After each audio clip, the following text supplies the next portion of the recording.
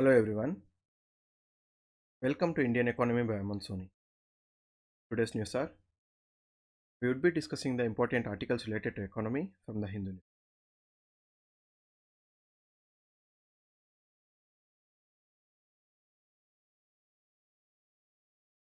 In the editorial page, the article discusses about the intellectual property rights.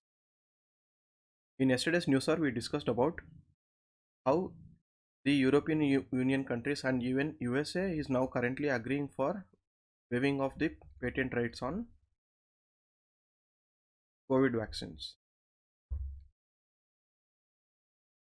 Earlier during the pandemic, when India and the South African countries wanted the intellectual property rights on COVID vaccines to be removed, so that all the developing countries can manufacture the COVID vaccines and export them to other countries at cheaper prices. The European Union countries and the USA, they were against this move.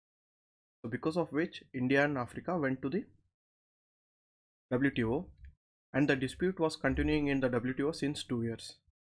Now almost more than 100 countries and even the United States, they have agreed for the intellectual property rights on the COVID vaccines to be waived off in future for a period of 5 years.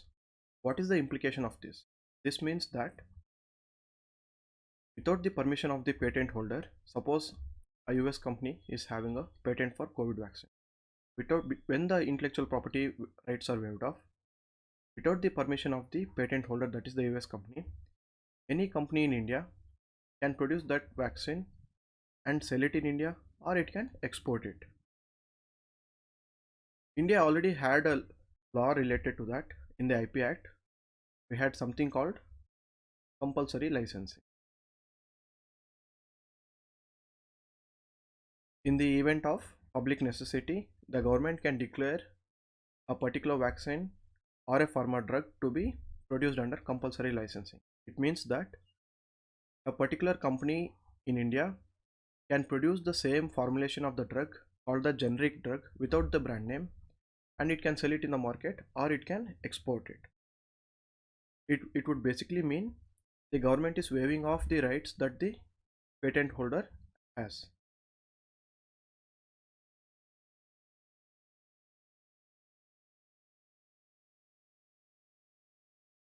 But here is a catch with regarding to the waiver of the IP rights. Here all the European countries and USA, they are just going for waiving of the IP rights for the manufacturing of the drugs. But what about the trade secrets? Here intellectual property right is the right to manufacture the drug and sell it. But without knowing how to manufacture the drug, what what would it mean that you have a right to manufacture the drug? That's no use, right? Because you have to know the trade secret. What is the formulation in the drug? What is the process in which the drug is manufactured? All those formulations and processes are protected under the trade secret. For example, when it comes to KFC or McDonald's, the ingredients that are used, or when it comes to Coca-Cola, the process of manufacturing of Coca-Cola, the ingredients that are used, everything is protected under the trade secret. So without knowing what are the ingredients used, and without knowing how to use, how much heat to put, what are the steps to be taken, what are the additional items to be added to the manufacturing process, we can't produce that particular item. So this is exactly what is happening now. Now we will get a right to produce the drug, but we don't know the trade secret on what are the ingredients and how to produce that drug. So without knowing the trade secret, just having an intellectual property right for producing the drug would not mean much. And even then, again, there is a rider here. All the companies are just giving a right just for waiving of the COVID vaccines. Now after 2 years, at a time when India is self-sufficient in vaccine, we are even going for second round and third round, and we are even vaccinating our younger generation below the 18 years of age, and even at international levels the vaccines are in surplus. At a time when vaccines are in surplus, what is the point of giving waiver for vaccines? And here in this particular discussion, there is no waiver for the COVID related drugs, that is the tablets and the other equipments related to COVID. So just giving access to the manufacturing of the vaccine and no waiver on the drugs would not mean much. If we can get a waiver on everything, the drugs and the diagnostic devices, only then it would mean something. For that, the article says that South Africa and India and all the other countries now supporting the intellectual property waiver have to fight for these particular rights, and they have to try to get a waiver for even the drugs and diagnostic devices.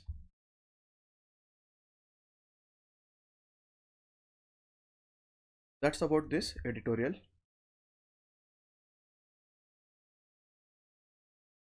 In the news page, Iran is ready to meet India's security needs. Whenever a country is having conflict with USA happily puts sanctions on those countries. Sanctions are nothing but, in simple words, restrictions. They put various restrictions on trade, that you cannot import to so and so country, you cannot export to so and so country, and it will put restrictions on other countries also, that if you import from that particular country on whom we have put the sanctions, we would put sanctions on you also. For example, USA would say to India that if you import Russian defense equipment, we would put restrictions on India also. So this is how USA's trade policy works. Because of the conflict with Iran, USA had imposed sanctions on Iran years back. Because of that global pressure, India had succumbed to that global pressure at that point of time, and India reduced the oil imports from Iran heavily. And because the transactions with Iran were freezed, we had a problem with payment.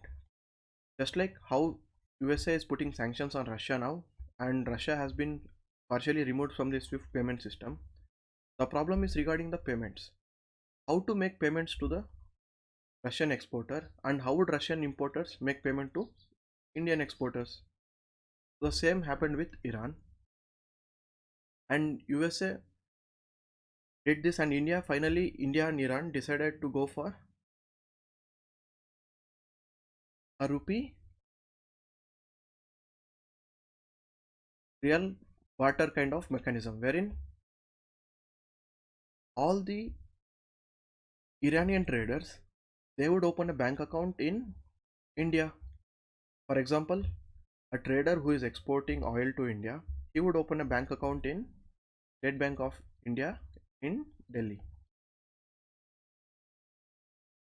So whatever amount the Indians have to pay to the Iranian exporter, they would deposit into his account in Delhi. And whatever Iran has to pay for India, and whatever this particular trader imports from India, he would be setting off against this amount.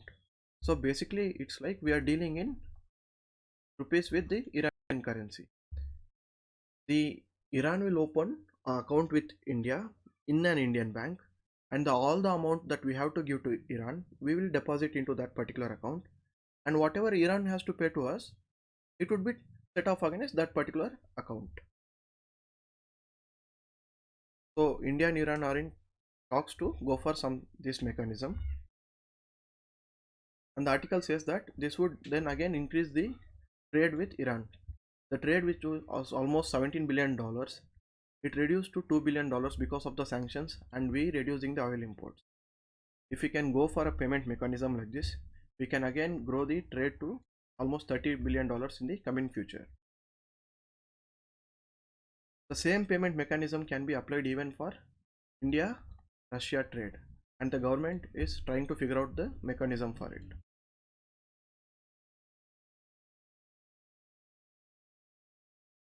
India has the right to buy Russian oil. So when USA was putting pressure on India not to import Russian oil because they have put sanctions on them, India responded by saying we have the right to buy Russian oil, because a country which is self-sufficient in oil, USA has vast shale gas reserves.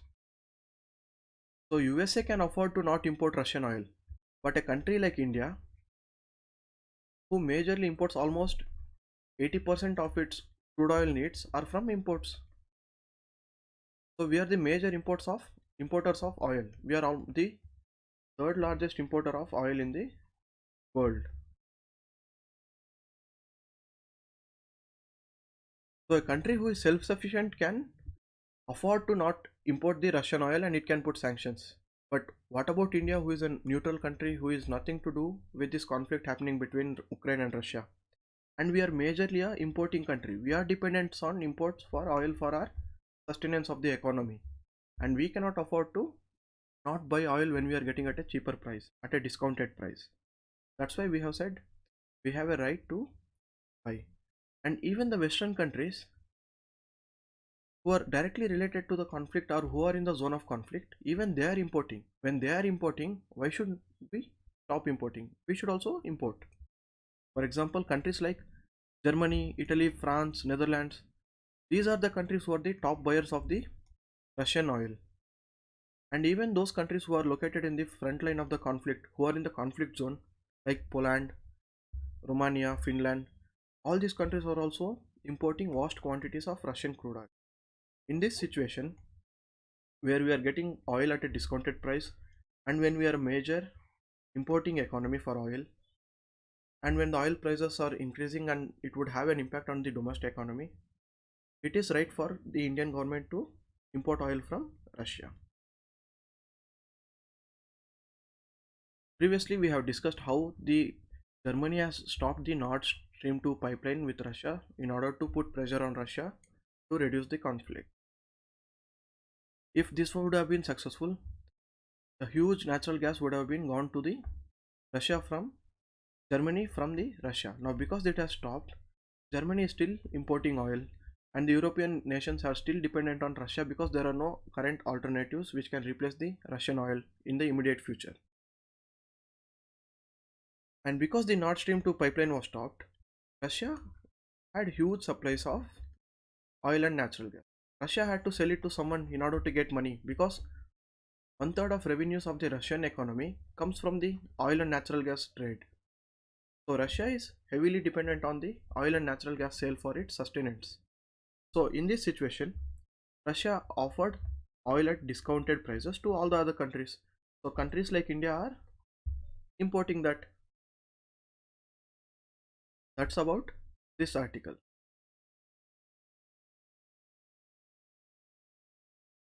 In the business page, oil exchange rally as Ukraine peace talks stall. We have been discussing about whenever there is a news about peace talks, the fluctuations and volatility in the market will reduce and the oil prices would slightly reduce. And if there is no peace talks, if the bombing and shelling increases, if the conflict increases, there will be volatility again in the market because there is uncertainty. People would not know what would happen in the future. At that time, again, because of fluctuations and volatility, the oil prices would again increase. So we can just read through the headlines and skip reading the details of the article.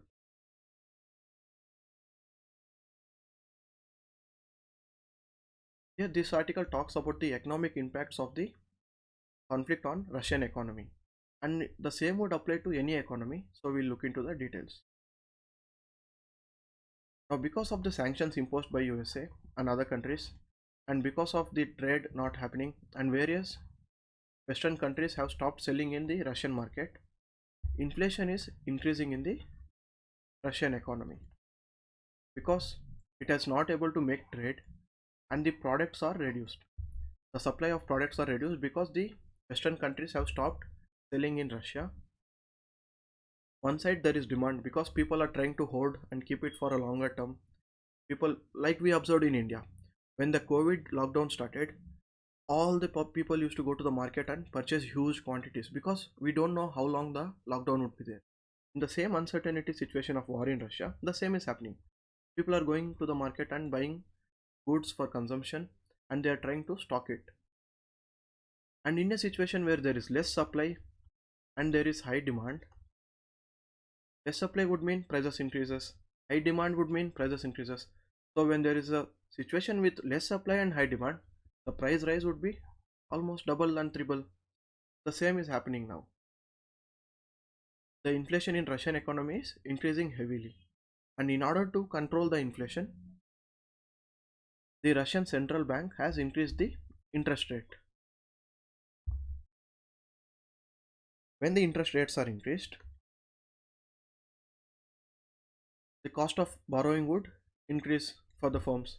So the firms and the consumers won't be able to borrow more because the cost of borrowing has increased.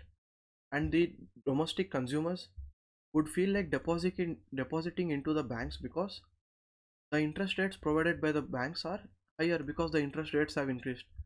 So instead of consuming, the people would go and deposit amount into the banks.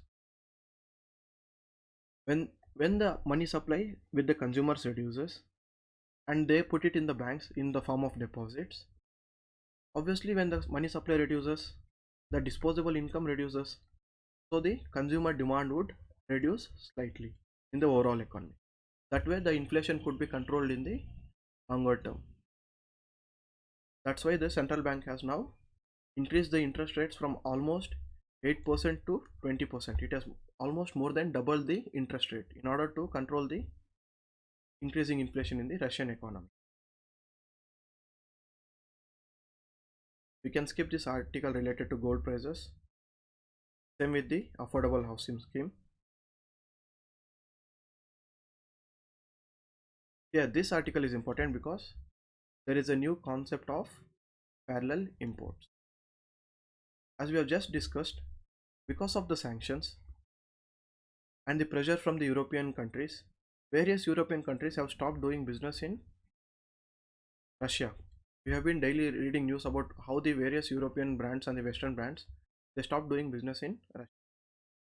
In this situation, the inflation is increasing, and the European and the Russian people want to have access to the goods for consumption. And what would happen in such a situation? The Russian government has said that it would allow parallel imports of the top brands. What are parallel imports? Let's look at the concept. Let's take an example.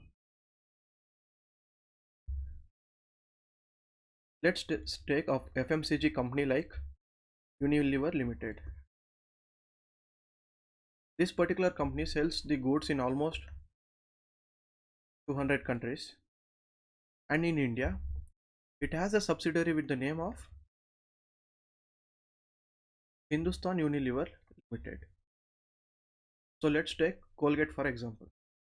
This Unilever Limited has a product called Colgate which it sells in various countries, and the same product Colgate of its brand is sold under the brand of its Hindustan Unilever Limited, which is incorporated in India.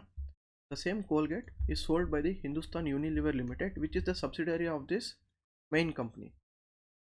Now this Hindustan Unilever Limited, it would have a different pricing strategy in every market, every country, and every company will have different pricing market strategies. So the cost of Colgate in Indian market would be different from the cost of Colgate in say a country in Africa, because the cost of production there would differ. The cost of production in the Indian company, if it has manufacturing plants in India, would differ. So the companies would have different pricing strategies for different countries. Say for example, the cost of Colgate is 50 rupees in India, and the cost here would be something else. And in this situation, there would be some people who would want to import Colgate from African country and sell it in the Indian market. And even when we add all the customs duties and other taxes imposed by the Indian government, if still the cost of Colgate which is imported comes to less than 50 rupees, manufacturers would be interested in importing and selling it because the same company is selling for 50 rupees, and this particular person can import it and pay the customs taxes and still sell it at less than 50 rupees. So people would be willing to buy this, and he can make a profit margin between the difference between these two rates. But companies have policies where they won't allow this thing to happen because it would directly impact their profits.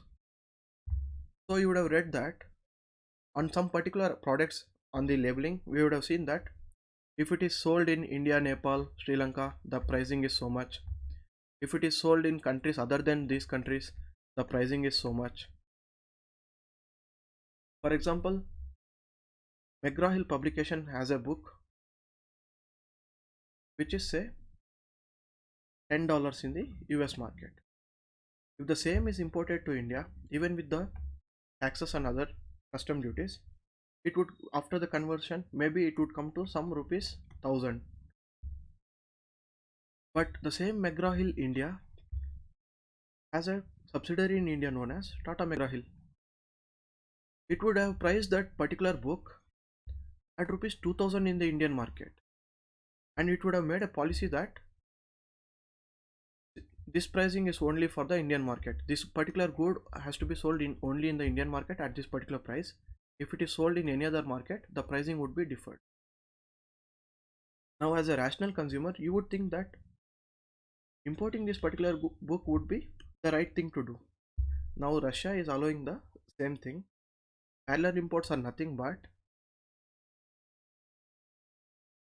when we import a product which is a genuine product. Here, McGraw-Hill, it is a authentic version of the copyrighted product. Again, this is also authentic version of the copyrighted product, but this subsidiary of the McGraw-Hill would have patent with the parent company that it would sell at particular rate, and it would give the patent charges to the parent company.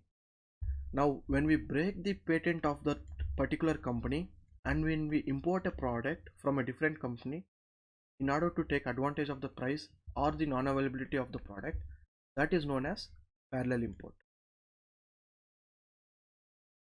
I repeat again, parallel imports are nothing but when we don't value the patent rights of a particular company but import the product from a third country and sell it in our market. Those are parallel imports, because McGraw-Hill India has the rights to sell this particular product in India by licensing it from the parent company. It has the patent rights. Now, when we don't value the patent right and we import McGraw-Hill product from African country and sell it in the Indian country, that is the parallel importing. Now, because the Russia has been hit with so many sanctions, the Russian companies are now being allowed by Russia to go for parallel imports. Now, when Nike is not selling in Russia, what would a seller in Russia would do? Nike is selling in UK. Nike has a policy of not to sell in Russia. Now it says that my particular products are not to be sold in Russia, but Nike is selling in UK. So the Russian importer would purchase the products in the UK market, he would import it to the Russian market, and he would sell it in the Russian market. This is known as parallel imports. When a particular product of a company is purchased from a third country and sold in your country, that is parallel import. These are the articles related to economy today. Thank you so much.